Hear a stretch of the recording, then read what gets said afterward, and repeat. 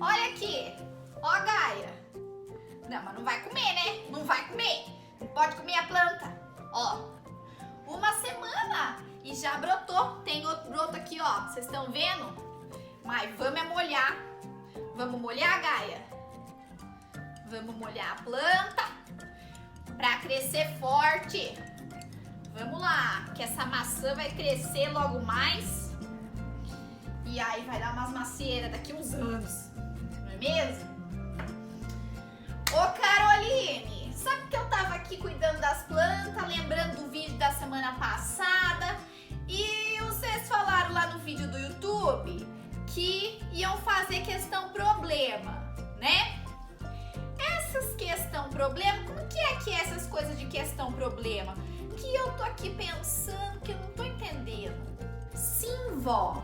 No vídeo passado a gente falou que no vídeo de hoje nós íamos falar sobre questão problema. Questão problema é muito importante para o método científico, porque é ela que vai dar o norte, o direcionamento para a pesquisa. Ah, então isso daí é fácil? Não é só fazer uma pergunta, então?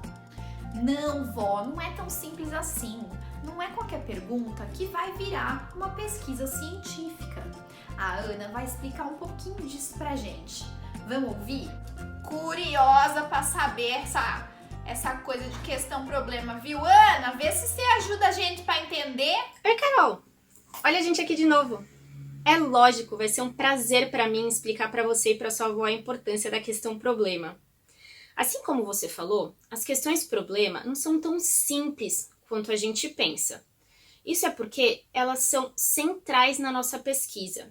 São as questões que vão delimitar como a nossa pesquisa ela vai ser feita. Eu sei, pode ser um pouquinho difícil de pensar, mas a gente pode pensar nelas como o que a gente vai querer testar a partir da nossa pesquisa.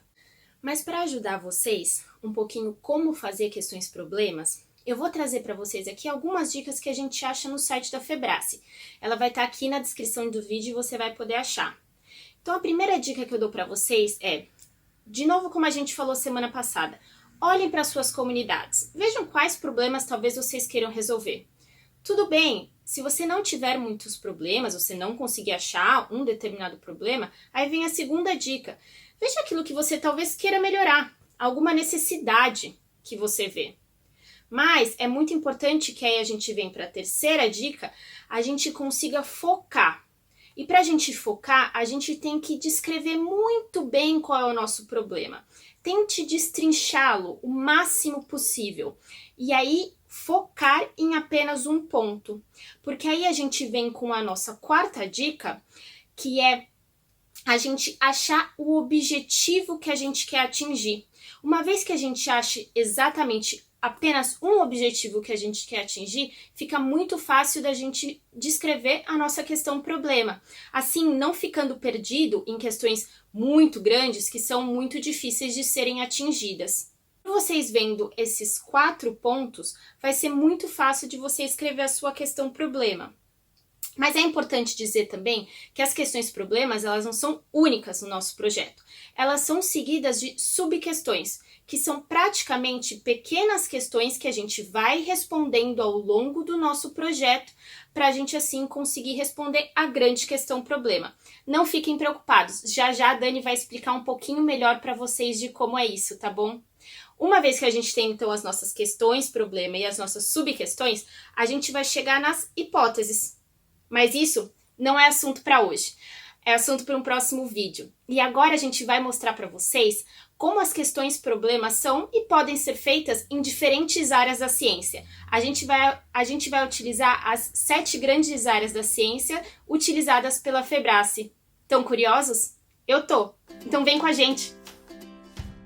Entendi, Ana. Então vamos lá ver como é que formula essas questões. Oi meninas, eu tava ouvindo vocês, mas eu confesso que eu não resisti. Eu tive que pegar esse pão que minha mãe fez, tá uma delícia, caseiro. Enquanto eu ouvi vocês, me surgiu aqui uma questão, um problema. O que será que a gente coloca no pão que faz a massa crescer? Deixa eu passar um protetorzinho labial, minha boca anda muito ressecada nesse inverno. Ficou bom, super hidratado, muito bem. Ai, hoje eu tenho aquela reunião do trabalho, videoconferência, né? Deixa eu passar um blush pra ver se dá uma cor viva no meu rosto. Não parece que eu acabei de acordar. Ficou bom. Eu adoro esse blush, ele é vegano, maravilhoso. Ai, acho que eu tenho que dar um jeitinho no meu cabelo.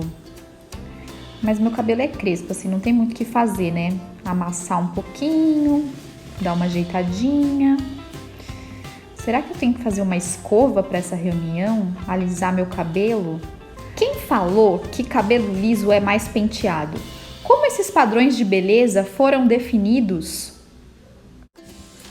Carol, eu tava vendo você falar com a sua avó sobre o crescimento das árvores de maçã.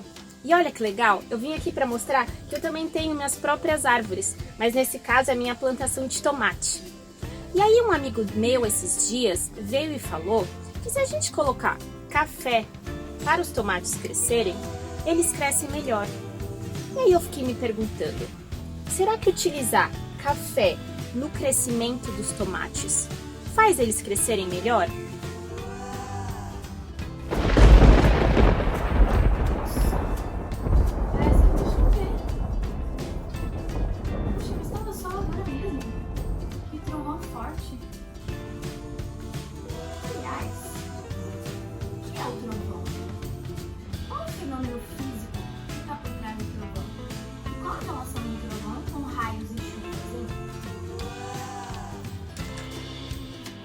Nossa, Dani, que pergunta legal que você fez sobre os trovões. Eu sou apaixonada por tudo que tem a ver com espaço, com essas coisas diferentes.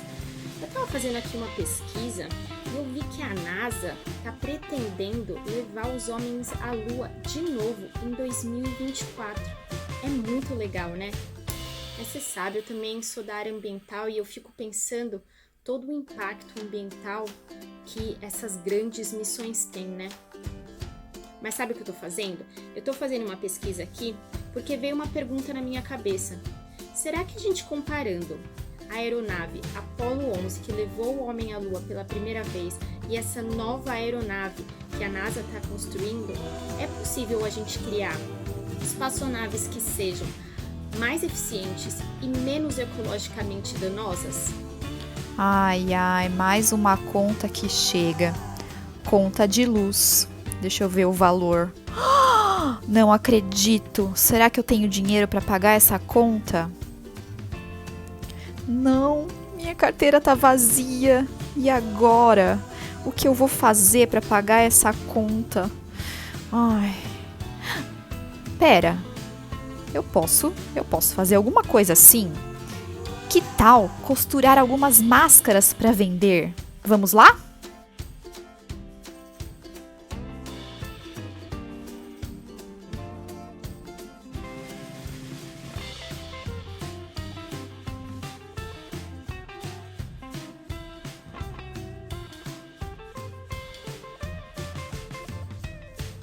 Agora eu já tenho dinheiro para pagar a minha conta depois de vender algumas máscaras. Olha só. Mas quanto será que um jovem pode auxiliar na renda familiar a partir de ideias alternativas, baseado em momentos como esse que a gente está vivendo, de crise gerada pela Covid? Será que é possível calcular essa porcentagem?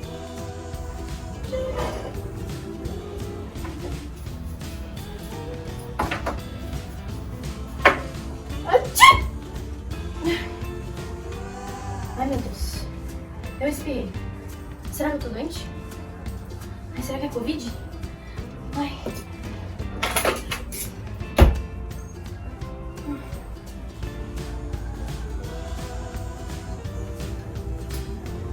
Mas será que todo espirro e toda febre são sinônimos de gripe ou de Covid? E agora? Olha só que questões interessantes. E as subquestões, como é que faz? Mas para responder essa pergunta, algumas outras perguntas vieram na minha cabeça. Será que são os elementos do café? Quais elementos que devem ajudar no crescimento de uma plantação de tomate? E como fazer para comparar uma plantação de tomate com e sem café. Essas podem ser o que a gente chama de subquestões da questão problema que eu falei ali atrás. Vou fazer as minhas subquestões aqui. Como será que os padrões de beleza foram definidos? Já sei. Primeira pergunta: os padrões de beleza sofrem influência da mídia e do mercado?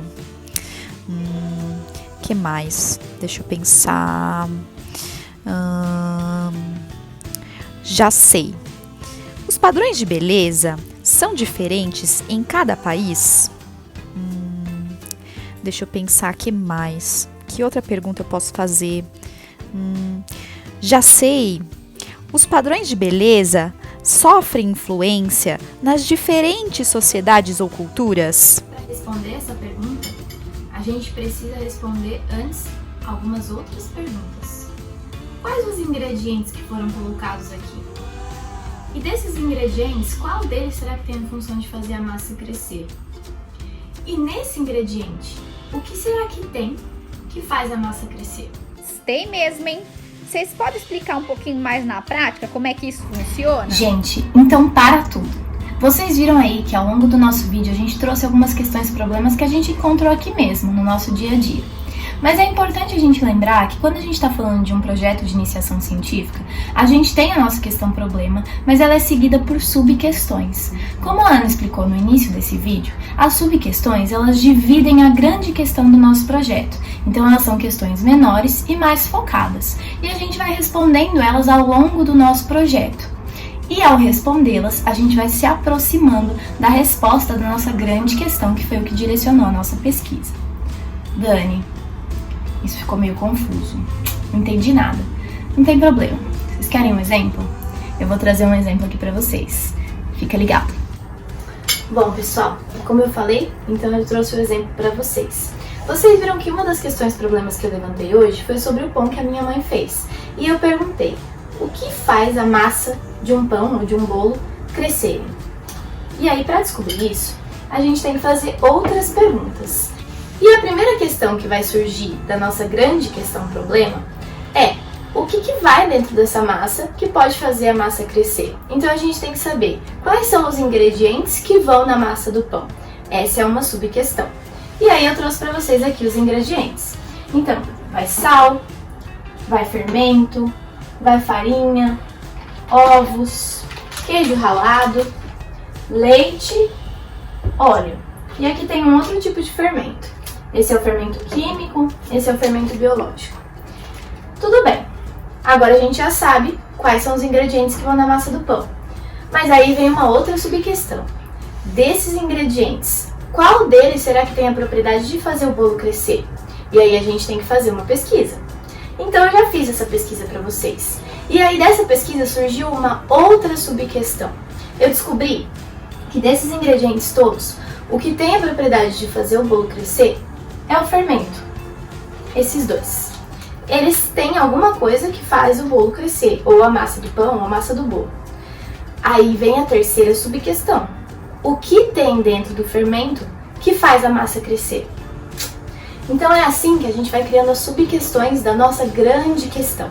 A gente vai dividindo a grande questão da pesquisa em questões menores e mais focadas. E aí vai chegando perto da resposta da questão problema que direcionou a nossa pesquisa, o nosso projeto.